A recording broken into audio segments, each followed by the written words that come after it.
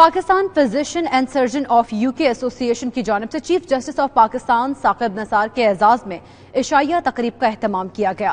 Chief justice کے بیٹے کو تعریفی اسناد بھی دے دی گئی ہیں۔ تقریب کا احوال جانتے ہیں برمنگھم سے عابد کاظمی کی رپورٹ میں۔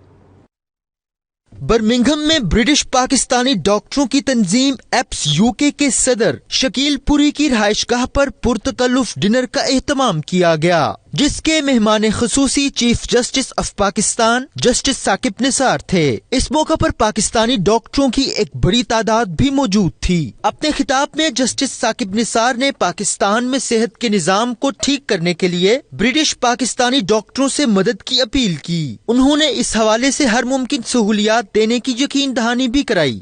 میں نے 6 ماہ پہلے ان کو بلایا، پوچھا کہ بھائی یہ کیوں قلت ہے ڈرگز کی، یہ ہاسپٹلز میں کیوں نہیں مل رہے؟ تو یقین مانیے کہ پتہ چلا کہ 1764 جو ڈرگز ہیں ان کی ٹیسٹنگ پینڈنگ وہاں پہ۔ آئی ڈائریکٹڈ دیم ٹو، یہ ٹیسٹنگ مجھے 3 ہفتے میں چاہیے۔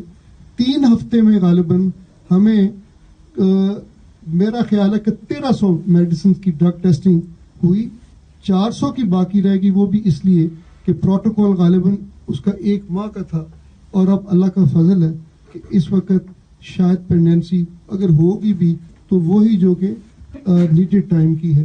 اس موقع پر چیف جسٹس اور میزبان ڈاکٹر شکیل پوری نے 92 نیوز سے خصوصی گفتگو بھی کی۔ ہم نے ان کو ایک ڈاکومنٹ دیا ہے جس میں ہم نے سجیسٹ کیا ہے 5-6 پوائنٹس۔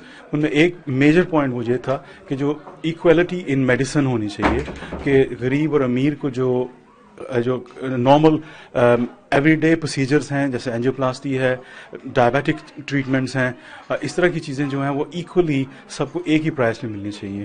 اس کے علاوہ انہوں نے ہمیں بتایا کہ پہلے جس طرح پاکستان میں کسی کو ضرورت پڑتی تھی کسی سوچر کی یا کسی جو ٹانکا لگاتے ہیں آپریشن کے بعد، یا کسی میڈیسن کی بینڈیج کی، لوگوں کو، غریب لوگوں کو نہ صرف کہ اپنے مریض کو دیکھنا پڑتا تھا بلکہ یہ چیزیں ان کو خود جا کے تو فارمیسی سے ارینج کرنی پڑتی تھیں۔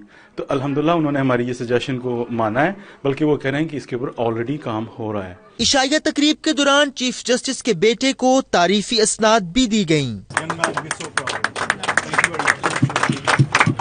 شرکاء نے چیف جسٹس ثاقب نثار کی جانب سے کیے جانے والے تمام اقدامات کو سراہا۔ انہوں نے ڈیم فنڈ میں بھرپور تعاون کا عزم بھی ظاہر کیا۔ رپورٹنگ ٹیم کے ہمراہ عابد کاظمی، 92 نیوز، برمنگھم۔